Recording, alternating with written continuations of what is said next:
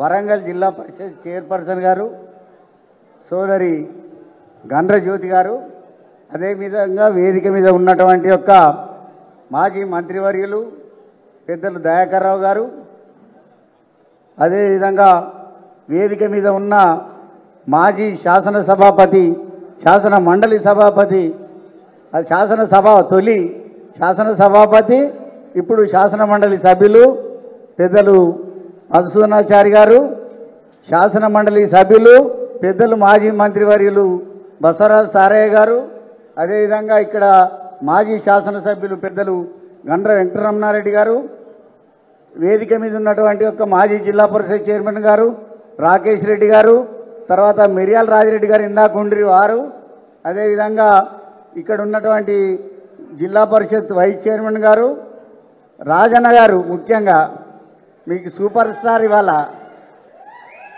Super star ఏంటంటే వారేమో రాజీనామా చేసిండ్రు.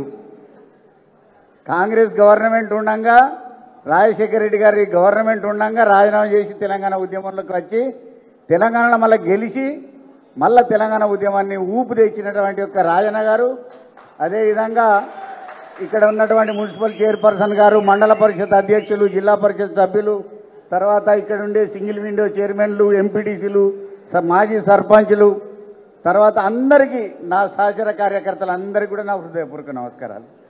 నేను ఎక్కువ మాట్లాడేది లేదు, కొద్దిగా మాట్లాడి మీరు అన్ని విషయాలు మాట్లాడినరు. ఒక్కటి ఉన్నది ఏంటంటే ఇక గెలిపించుకునేది ఒకటి ఉన్నది, గెలుపు ఖాయమని కూడా చెప్పింది. ఇక అత్యధిక మేయాటితో గెలిచే దానిలో మనకు ఉండాలి, ఇక్కడ భూపాలపల్లిలో ఉండాలి. ఎందుకు ఉండాలంటే మోసానికి ఇలా యువత లోపల రక్తం మరుగుతూ ఉన్నటువంటి సందర్భాన్ని చూస్తూ ఉన్నాం. అదేవిధంగా దళితులలో మసులుతా ఉంది, బాగా రగులుతాంది ఇవాళ. అదేవిధంగా ఇక్కడ ఉండేటువంటి మహిళా సోదరి మనలకు, రైతాంగానికి, అందరికీ యావత్ తెలంగాణ అంతా రగిలిపోయేటువంటి సందర్భాన్ని చూస్తూ ఉన్నాం. మనము 10 సంవత్సరాల పాలన లోపల తెలంగాణ రాష్ట్రాన్ని సాధించుకున్నట్టు 14 సంవత్సరాలు పట్టింది. తర్వాత 10 సంవత్సరాలు తెలంగాణ రాష్ట్రాన్ని సాధించుకున్నాక ఈ రాష్ట్ర అభివృద్ధి లోపల కూడా పాల్పంచుకున్నటువంటి సందర్భం చూస్తాం. కానీ కడియం శ్రీహరి గారు చేసినటువంటి మోసం, ద్రోహాన్ని మాత్రం ఈ రాష్ట్రంలో ఎవరు చేయలేదు.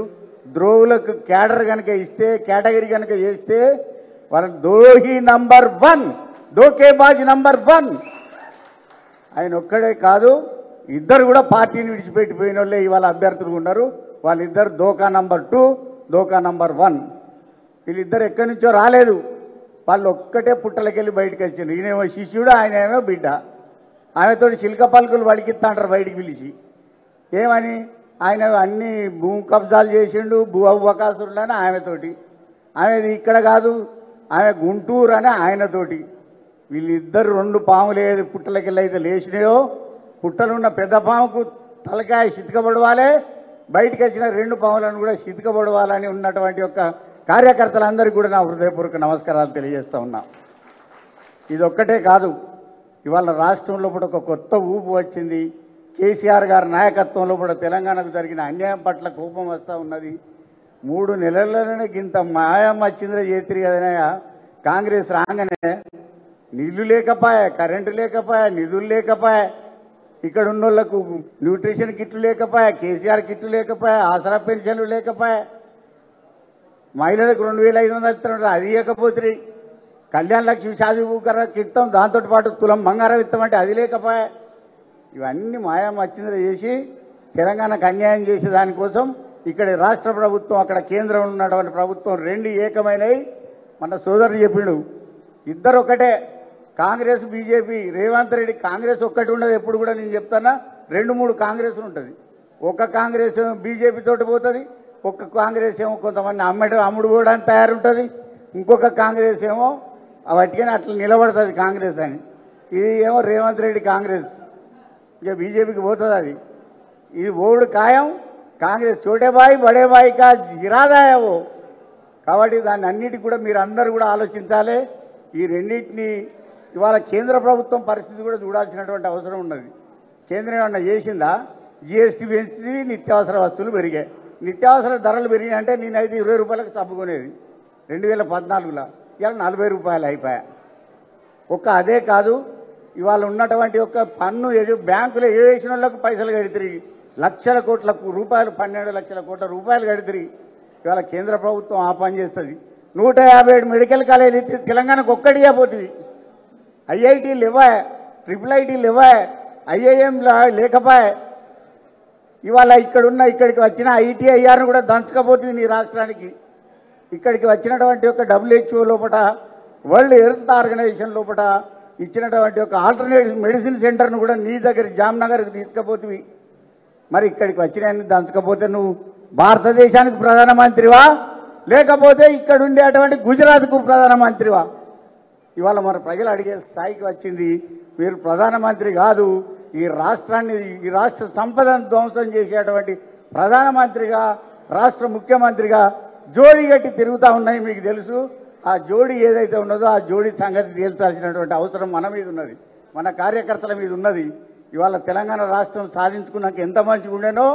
ఇవాళ నేను ఇందాక పండ్ల దుకాణం కాడ ఆయన కొంచెం లేట్ ఉందని వెంకటరమణారెడ్డి గారు చెప్తే పండ్ల దుకాణం కాడ ఆమెను అడిగిన, పండ్లు తీసుకున్నాము, ఆమెను అడిగిన ఎట్లున్నదమ్మా అంటే, ఏంటి సార్ అన్నది.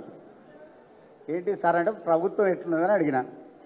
ఎంతైనా కేసీఆర్ ఉన్నప్పుడే మంచిగా ఉండేదా అందరూ అనుకుంటాను సార్, నేను కూడా కదే అనుకుంటాను అన్నది. మరి కేసీఆర్ ఉన్నప్పుడు మంచిగా ఉంటే నేనే అభ్యర్థినమ్మా, నాకు ఓటు వేయాలి, నేను బీఆర్ఎస్ పార్టీ తరఫున ఉన్నా అంటే బరాబరికి వెళ్తావు పో, నువ్వు నీకే అందరు ఓటు వేస్తానని చెప్పింది పరకాల దగ్గర.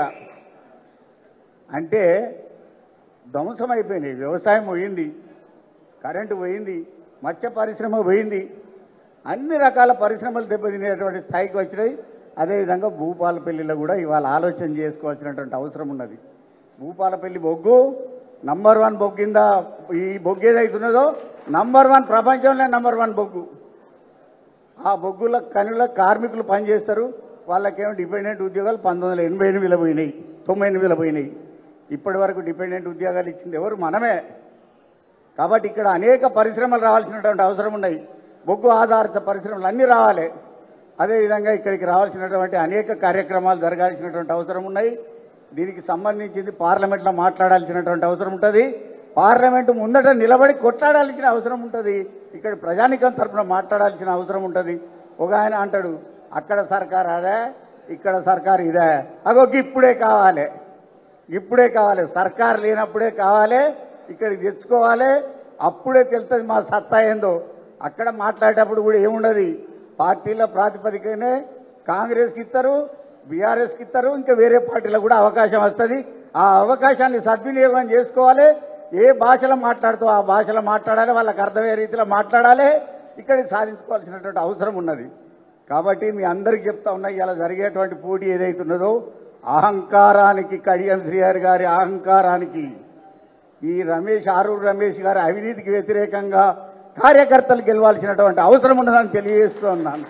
కాబట్టి మీరందరూ, నేను టైం ఉన్నా టైం లేకపోయినా రావడానికి సిద్ధంగా ఉన్నా, దీని తదనంతరం కూడా మళ్ళొకసారి వస్తా.